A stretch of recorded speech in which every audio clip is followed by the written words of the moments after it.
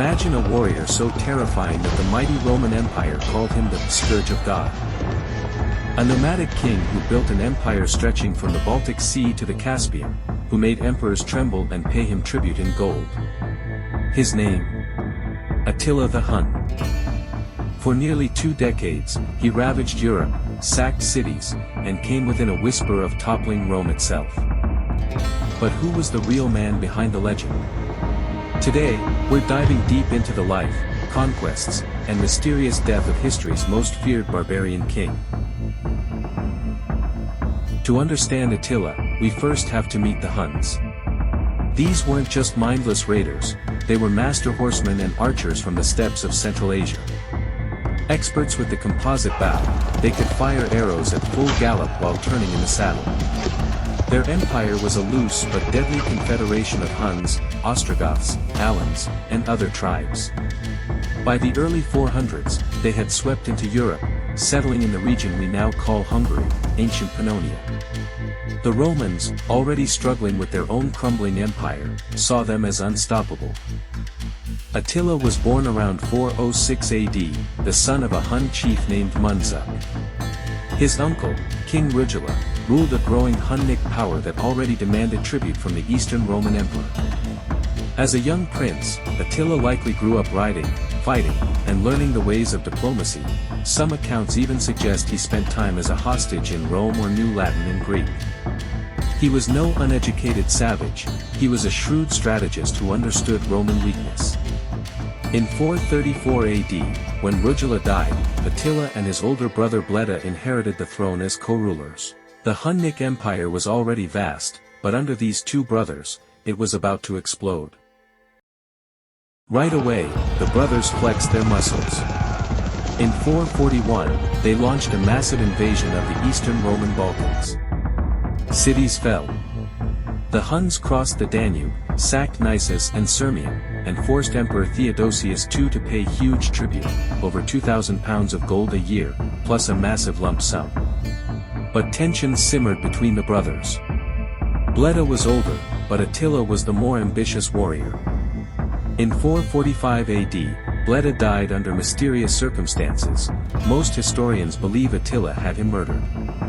Now sole ruler at around age 39, Attila became an autocrat. No more sharing power. He moved his capital to a wooden palace in modern-day Hungary and ruled with iron discipline. In 447, he struck the Eastern Empire again, this time even harder. His army crushed Roman forces at the Battle of the Eutus River, then swept through Thrace, Macedonia, and all the way to Thermopylae in Greece. The Balkans were devastated. Theodosius had no choice but to beg for peace and double the annual tribute. A Roman diplomat named Priscus visited Attila's court in 449 and left us one of the best eyewitness accounts. He described a surprisingly disciplined camp. Attila lived modestly compared to his nobles, dressed simply, but commanded absolute loyalty. He was a brilliant negotiator who knew exactly when to threaten and when to deal.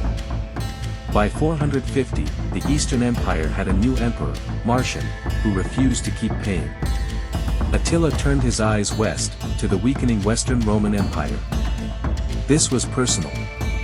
Years earlier, the Roman general Flavius Aetius had actually used Hun mercenaries as allies. Now, Aetius was the only man who could stop him. In 451, Attila invaded Gaul with an army said to number in the hundreds of thousands, though ancient numbers are often exaggerated. He stormed across Germany and into modern France, besieging Orleans. The Western Romans and their Visigoth allies under King Theodoric I finally met him at the Battle of the Catalaunian Plains, near modern Chalons, France. It was one of the largest battles of the ancient world, possibly 100,000 men on each side. On June 20, 451, the two armies clashed in a bloodbath. The Huns charged with their deadly horse archers, but the Romans and Visigoths held the high ground. King Theodoric was killed, but his son rallied the troops. Attila himself barely escaped. Both sides suffered horrific losses, but the Huns withdrew. It wasn't a total defeat for Attila, he still had his army, but it was the first time his unstoppable reputation had been checked. The Roman poet Sidonius called it the battle that saved civilization. Aetius had saved Gaul, for now. Just 1 year later, in 452, Attila was back, and this time he targeted Italy itself. His army crossed the Alps, sacked Aquileia so completely that the city never recovered, then hit Padua, Verona, and Milan. Panic gripped Rome. The Western Emperor Valentinian III fled to Ravenna. But something remarkable happened. As Attila advanced toward Rome, Pope Leo I, later called Leo the Great, rode out unarmed with a small delegation to meet him near the river Mincio. No one knows exactly what was said.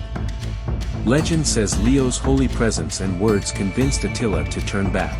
More likely, it was a mix of diplomacy, a hefty bribe, and practical problems, famine, disease sweeping through the Hun army, and threats from the Eastern Empire. Whatever the reason, Attila withdrew without sacking Rome.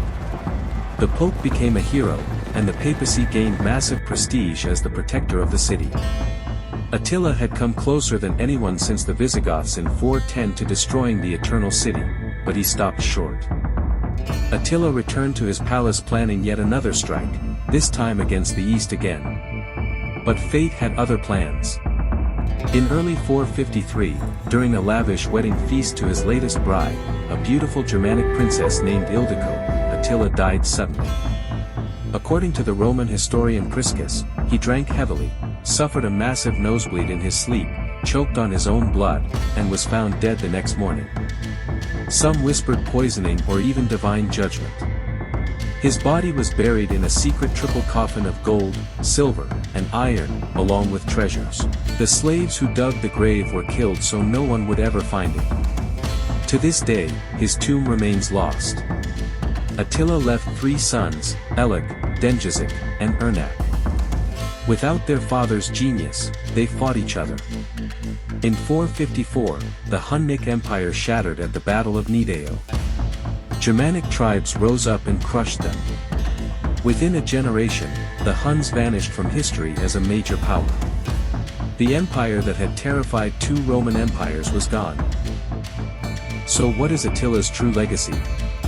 To the Romans, he was the ultimate barbarian, the Scourge of God who accelerated the fall of the Western Empire. To later Europeans, he became a mythic figure, Etzel in the German Nibelungenlied, Atli in Norse sagas.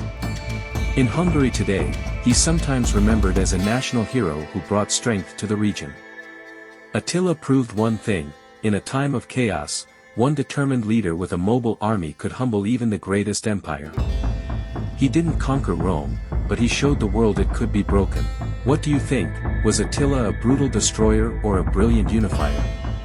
Drop your thoughts in the comments below.